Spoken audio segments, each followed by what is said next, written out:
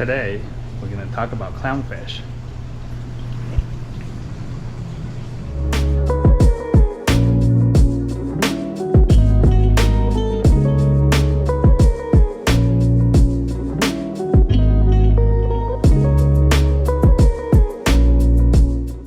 So clownfish is probably one of the most popular aquarium fish, saltwater anyways, that is going to be available or a lot of hobbyists keep. Why? Well, just think about the Disney animation movie that was associated with clownfish. So I feel like I haven't seen a whole lot of videos about them, maybe just because they're so popular and everybody have one. A lot of people just kind of, forget about it. People are going after something that's rare, something that's cool, or something that's unusual. So anyways, most of the people that buy clownfish these days, it's I would say the original clownfish that has just like stripes aren't that popular anymore. I think right now most people have quote-unquote designer clownfish like what I have here.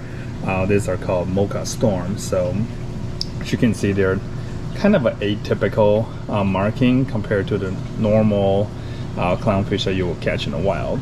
Clownfish is pretty easy to spawn, to pair up, and then to raise in captivity, assuming you have the right equipment. And there's a lot of work that you put into it, but a lot of hobbyists are doing it. And actually I've known some pros who were hobbyists raising clownfish and then turned into pros, and then they started selling clownfish, all different species and all different markings to the market.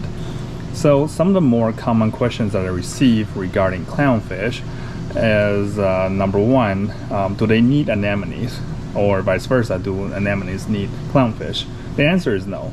You don't really need to have one or the other to survive, but they do appear to be happier when there is.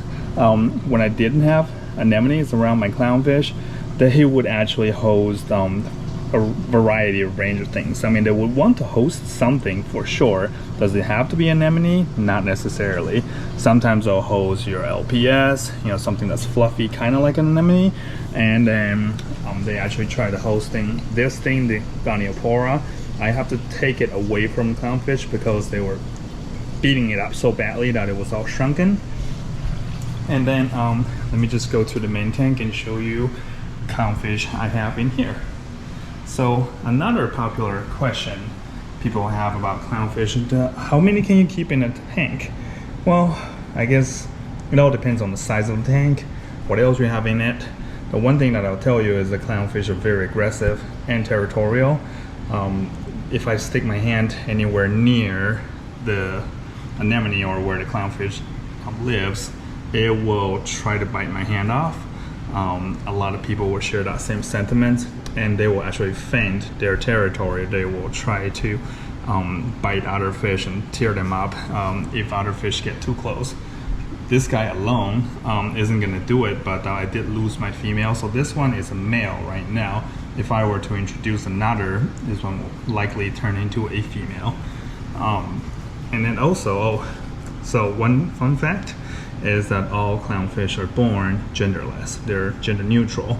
And once they start to pair up or live in a colony together, the largest of them will turn into a female. And then if that female happens to perish, the next largest, or I should say the largest male then, will turn into female, and the rest of them will be remain male. So in the wild, you may see a large anemone with a small school of clownfish living together. That is one queen with a bunch of his princess.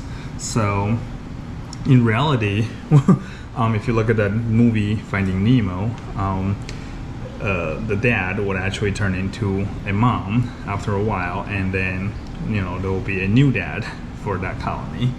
So anyways, do you need to have an anemone? No. And how long does it take for a clownfish to accept or start hosting an anemone? Well, there are a few factors. Number one, it all depends on the species. If you have a Caribbean Condylactis anemone, they will never ever host it. comment if you have seen anything different, but from my experience, they will not host those. I think the most popular things in the trade available for them to host are either long-tailed disco or bubble tip anemones. And then they will host them. In my experience, they'll probably start hosting them in about a couple of weeks. Some people can tell you that they have as short as a few days their clownfish will start hosting it, and in my experience take about a week or two. And then let me show you another tank that I have that is dedicated to just this one clownfish. Now he is a real jerk. If I as much as put my pinky and the surface, he will come attack it. So just check it out. Not happy? Are you gonna attack it?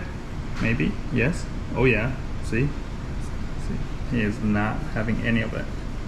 Oh, there you go. So yeah, this guy is a tomato. Well, not a tomato, but a cinnamon clown.